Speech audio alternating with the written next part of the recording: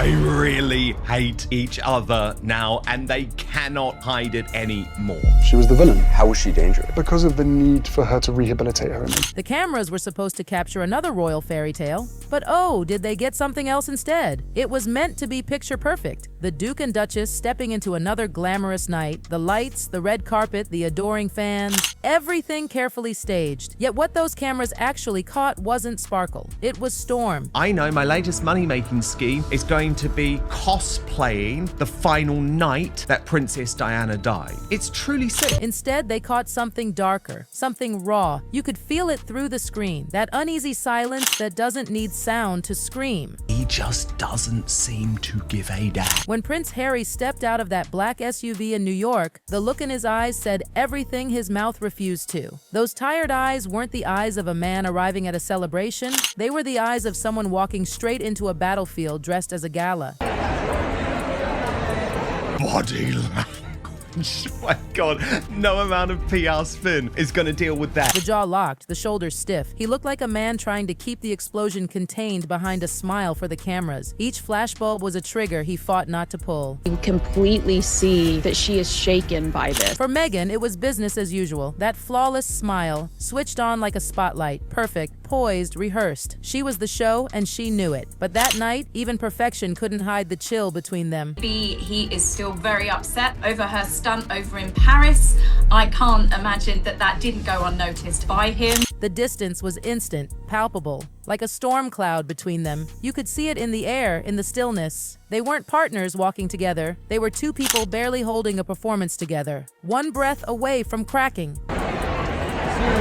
See her face. You get here, mate. But on stage, when they knew everyone was filming on their mobile phones and taking pictures, it got even worse. Then it happened. A voice from the crowd, sharp as a blade, cutting through the night. Stop using our children. Just like that, the mask slipped. They would tell you it's for protecting children online, but then why is Meghan Markle at a Balenciaga show accused of predatory behavior in the form of children's images? Harry's head whipped toward the sound, fury flashing in his eyes for half a second before he forced it down. He grabbed Meghan's arm, not gently, not romantically, but with the tense urgency of someone desperate to get out. His lips moved. No one could hear, but you could read it in the tension. Let's go. Flash after flash, shout after shout. But the magic had already shattered. Those smiles? Not love, survival. The kind you plaster on when everything is falling apart and you know the whole world is watching. From that instant, nothing felt rehearsed anymore. The prince who once fought the palace to protect her now looked like a man protecting himself. From her, from the cameras, from the chaos that followed them everywhere. They walked the red carpet side by side, but every step widened the gap between them, an invisible canyon. What the public saw as glamour, insiders whispered was war. The question buzzed through every headline, every whisper, every blink of those camera flashes. What happened to Harry and Meghan? When did devotion turn into resentment and the fairy tale into a fight? Simmering tension between the duplicitous Duke and his facelift-enhanced wife. Here's the red carpet arrival. Hey, Harry,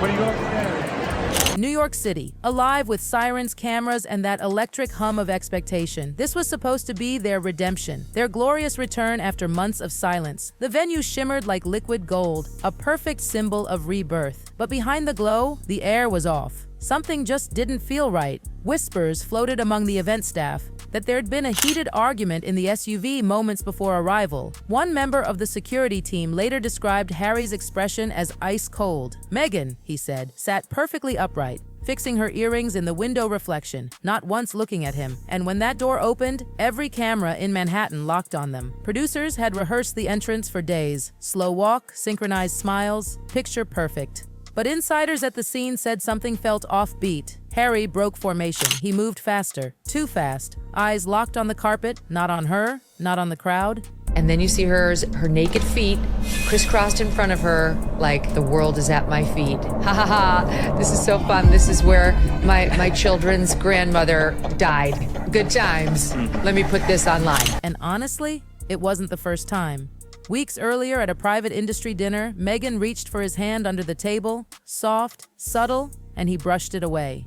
Just like that, one guest said you could feel the warmth leave the room. Royal watchers, PR insiders, even body language experts now agree. Whatever happened in New York didn't start there. That night wasn't the beginning, it was the reveal, a public glimpse of a private collapse. Especially when he's on the BBC saying that it's not safe enough for my family in the UK, but it's safe enough for Meghan to be alone in Paris, literally engaging with the paparazzi you say killed your mother. To the world, Paris looked like triumph. The Duke and Duchess of Sussex, polished, powerful, their big comeback, cameras flashing, applause erupting.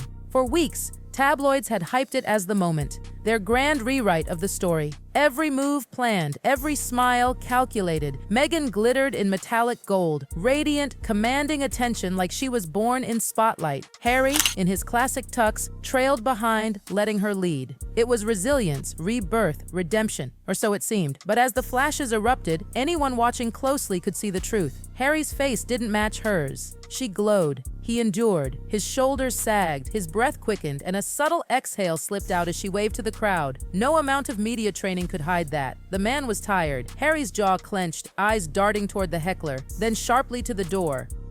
It wasn't shock. It was recognition. Those words hit too close. He reached for her arm, not in tenderness, but in command. Move. Now. The gesture looked protective to the cameras, but those nearby knew better. It was control. From there, the night spiraled. Not loudly, but quietly.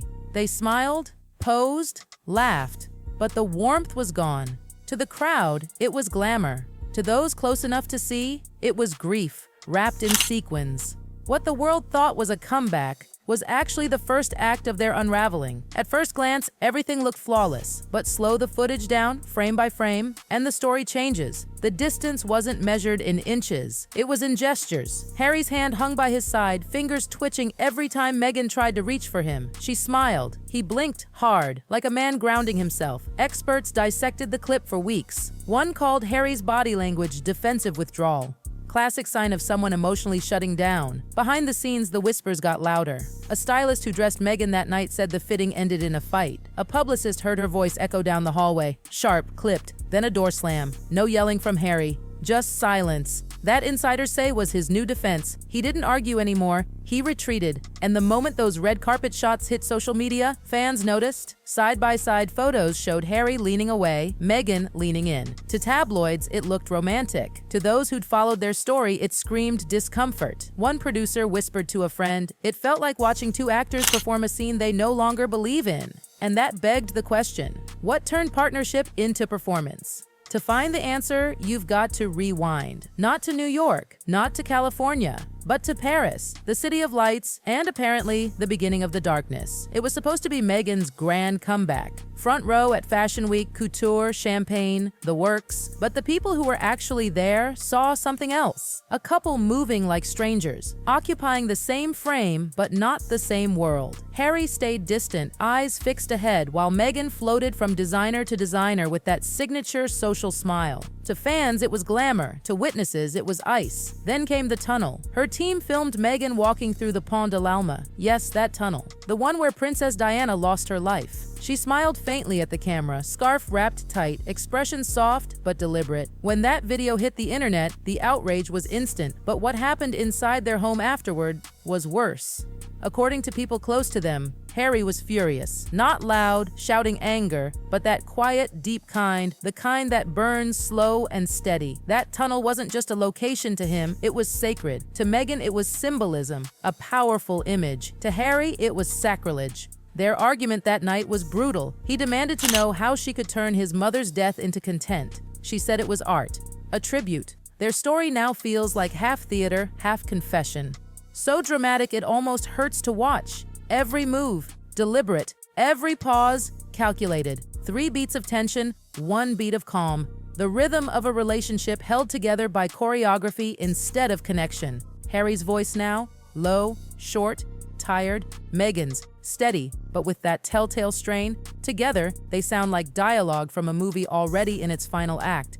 And that right there, that's the pulse of their downfall, because this isn't chaos anymore. It's precision, a perfect image cracking in slow motion, frame by frame, smile by smile. The more you look, the more obvious it gets. Every pause, every sidelong glance, every perfectly chosen word hides a truth so much heavier than any of their public lies. And somewhere between performance and confession, their silence screams louder than anything else ever could. Maybe, just maybe, those smiles were real once. Maybe that laughter we all fell for, those red carpet giggles, the stolen glances, maybe they weren't fake back then, but something changed. Somewhere between the spotlight and the silence, something shifted. The looks grew shorter, the touch grew colder, and what once was a rebellion against the crown turned into a rebellion against each other, because make no mistake, this isn't just about the media or royal politics anymore. This is personal. It's heartbreak, isolation, and exhaustion, all wrapped in couture and camera flashes. And now, whispers are growing inside the palace itself. I just spoke to someone